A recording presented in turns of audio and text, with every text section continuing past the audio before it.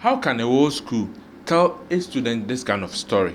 How can you tell student that after 7 years of studying, after 7 years of hardship, after 7 years of like school struggles and all that, they are not going to get a certificate because the program they are offering has been cancelled? Like how? A whole university. You know, there are universities that some of them do this kind of exchange programs with other university where they do a similar course in their university, but the degree is being awarded by the other university. But you didn't do your preparation well, and students have gone to class for 7 years. And after that, you are telling them this. Let's watch the video. 7 years ago, the University of Calabar admitted my colleagues into this fine institution in the hopes that after a certain period of time, they would graduate and practice without any issues. Fast forward to now, they are telling them that after spending 7 years in this school, that may not happen. These are my friends. I've had classes with these people. I've played with these people. I've laughed with these people. So you're trying to tell me that after 7 years, you expect them to uproot their lives after passing exam, after reading, after spending countless nights trying to make this dream work. Some of them don't even live. You see, you are so shocked like me, right? After years of struggle, these students have been going to school for 7 years to learn a course that they have ambition for, a course that they feel like this is my future, this is what I want to do. They've paid for school fees, they've paid for their hostel facility fees, they've paid for even lab fees and all those things. And today you are telling them that the course they are offering is not going to be recognized and the course has been cancelled. I'm even shocked how a country can do this, or a university can do this to its students. And in a country called Nigeria, when you come to Ghana here, a university cannot do this to its students. And that's why we always compare Ghana and Nigeria based on jollof. Every day Ghana jollof, Nigeria jollof. That's the only fight we know. But when you look at education, I don't know why Nigeria is slacking. Recently there was this trend of comparing hostel facilities and all that. If you look at Nigerian facilities, I'm like, oh, Oma, you guys did stay in things.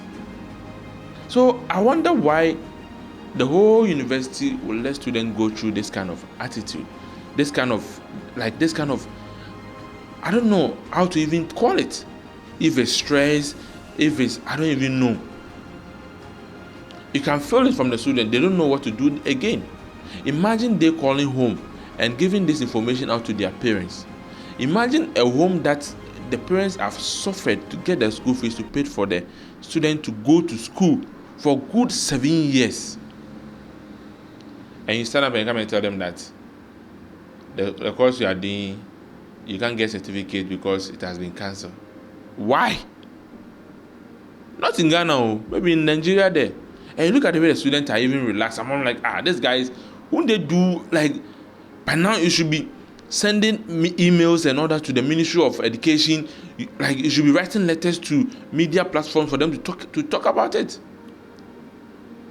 A lot of universities in Nigeria, I'm sure, will go through this kind of things. But you can't do this in Ghana.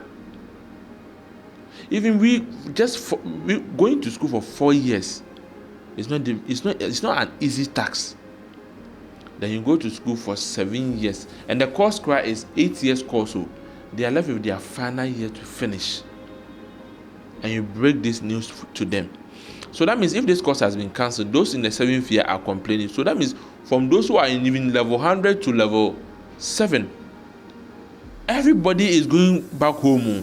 So imagine the number of students who are going back home. Imagine the number of school fees these students have paid, the books they've bought, the things they've learned, the education there. When you learn something, it always sticks in your head. That one there's fine.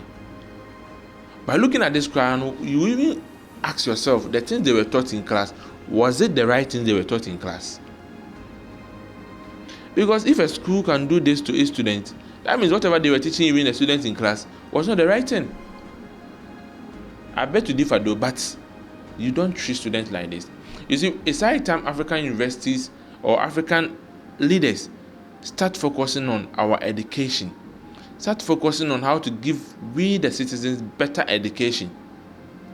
We complain that people are traveling outside to go and educate themselves and they don't come back to help the country. It's all because of these whole things. If you look at the number of students who have moved from Nigeria to come to Ghana and school, it will shock you. Because they are getting better education in Ghana here. And also goes to our Ghanaian university. If you know you are doing such a thing, I beg, go and register your course very well with the university you are doing it for. Because we don't want our students to pass through this kind of stress. We need to do better as Africa. Because we have no continent to go to apart from this, our own continent. Let's help Africa develop and Africa to be great. This is your boy Majid Eldengh. If it is your first time watching me, kindly click on the subscribe button and turn on post notification. Don't forget to follow me on Instagram at eldeengh_. See you. Bye bye.